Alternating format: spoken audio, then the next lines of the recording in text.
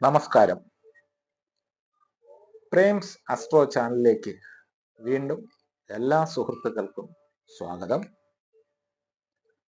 ഇന്ന് നമ്മൾ നോക്കുവാൻ പോകുന്നത്, കഴിഞ്ഞ എപ്പിസോഡിൽ നമ്മൾ ജപമാലയെക്കുറിച്ച് സംസാരിച്ചിട്ടുണ്ടായിരുന്നു. ഇന്നും ജപമാലയെക്കുറിച്ച് തന്നെയാണ് നമ്മൾ നോക്കുന്നത്. ഇന്ന് ജപമാലകൾ എന്തൊക്കെ ആവശ്യങ്ങൾക്ക് ഉപയോഗിക്കാം, ഏതൊക്കെ ദേവന്മാർക്ക് ജപമാലകൾ, ഏതെല്ലാം തരത്തിലുള്ള ജപമാലകൾ മന്ത്രങ്ങൾക്ക് ഉപയോഗിക്കാം എന്നുള്ളതിനെ കുറിച്ചാണ്. അപ്പോ നമുക്ക് ജപമാലകളെ കുറിച്ച് നോക്കാം.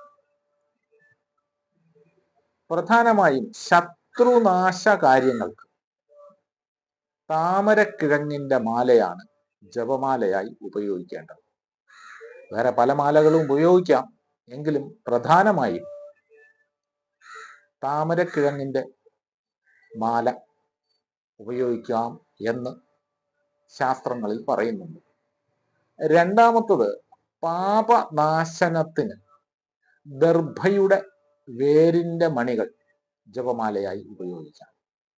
മൂന്നാമതായി, അഭീഷ്ടസിദ്ധിക്ക് വെള്ളമുത്തുകൊണ്ടുള്ള ജപമാല ഉപയോഗിക്കാം. വെള്ളമുത്ത് മീൻസ് സ്ഫടികം മുതലായവ കൊണ്ടുള്ള മാലയാണ് ഉപയോഗിക്കേണ്ടത്. ധനലാഭത്തിന് പവിഴമാല, പവിഴം കൊണ്ട് ഉള്ള ആ മുത്തുള്ള മാല നമുക്ക് ഉപയോഗിക്കാം. പവിഴം ഒറിജിനൽ ആയിരിക്കണം എന്നുള്ളതാണ് പ്രധാനമായും ശ്രദ്ധിക്കേണ്ടത്. സുഖഭോഗത്തിനും മോക്ഷത്തിനും രക്തചന്ദനത്തിന്റെ മാല ഉപയോഗിക്കാം. അടുത്ത് പറയുന്നത്, വിഷ്ണു മന്ത്രത്തിന് തുളസിമാല ഉപയോഗിക്കാം. ഗണപതി മന്ത്രത്തിന് ആനക്കൊമ്പിന്റെ മാലയാണ് ഉപയോഗിക്കേണ്ടത്. ത്രിപുരാ മന്ത്രത്തിന്, അതായത് ത്രിപുരസുന്ദരിയുടെ മന്ത്രം ചൊല്ലുമ്പോൾ രുദ്രാക്ഷമാലയും, താരാമന്ത്രത്തിന് ശംഖുമാലയും ഉപയോഗിക്കാം. ഇങ്ങനെയാണ് ഈ മാലകൾ ഓരോ ആവശ്യങ്ങൾക്കായി ഉപയോഗിക്കേണ്ടത്. ഇങ്ങനെ ഉപയോഗിച്ചാൽ നിങ്ങൾ ചെയ്യുന്ന ജപത്തിനും അതിൻ്റെ ഫലത്തിനും പെട്ടെന്ന് തന്നെ നിങ്ങൾക്കൊരു റിസൾട്ട് അല്ലെങ്കിൽ ഫലം ഉണ്ടാകും.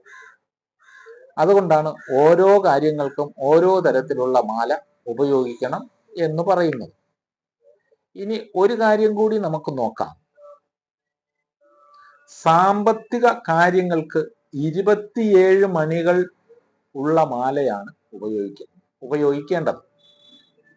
അപ്പൊ ശ്രദ്ധിക്കേണ്ടത്, സാമ്പത്തികമായ തടസ്സങ്ങൾ ഉള്ളവർക്കും സാമ്പത്തികമായ വിവിധ കാര്യങ്ങൾ കൈകാര്യം ചെയ്യുന്നവർക്കും, സമ്പത്ത് കൊണ്ട് വിവിധ കാര്യങ്ങൾ കൈകാര്യം ചെയ്യുന്നവർക്കും 27 മണികളുള്ള മാലയാണ് ഉപയോഗിക്കേണ്ടത്. മാരണകാര്യങ്ങൾക്ക് 15 മണികളുള്ള മാലയാണ് ഉപയോഗിക്കേണ്ടത്. കൂടാതെ കാമസിദ്ധിക്ക് 54 മണികളുള്ള മാലയാണ് ഉപയോഗിക്കേണ്ടത്. കൂടാതെ 108 മണികളുള്ള മാലയും ഉപയോഗിക്കാം. ഇങ്ങനെ വിവിധ തരത്തിലാണ് ഇതിനെ വേർതിരിച്ചിരിക്കുന്നത്. മറ്റൊരു കാര്യം നിങ്ങളോട് ഞാൻ പറയാം. ഏത് തരത്തിലുള്ള മാല, ഏത് തരത്തിലുള്ള ജപം എന്തൊക്കെ ആയിരുന്നാലും, ഞാൻ മുൻ എപ്പിസോഡുകളിൽ പറയുന്നത് പോലെ ഏതെങ്കിലും മന്ത്രം ഏതെങ്കിലും തരത്തിൽ എടുത്തു വച്ച് ഉപയോഗിച്ച് അത് വിപരീത ഫലത്തിലേക്ക് വരരുത്.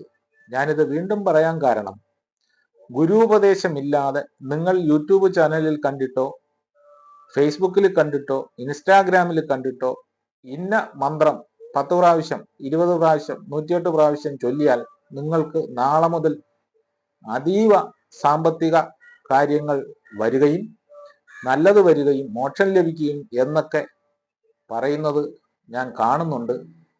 അതൊക്കെ വെറുതെയാണ് എന്ന് നിങ്ങൾ മനസ്സിലാക്കുക.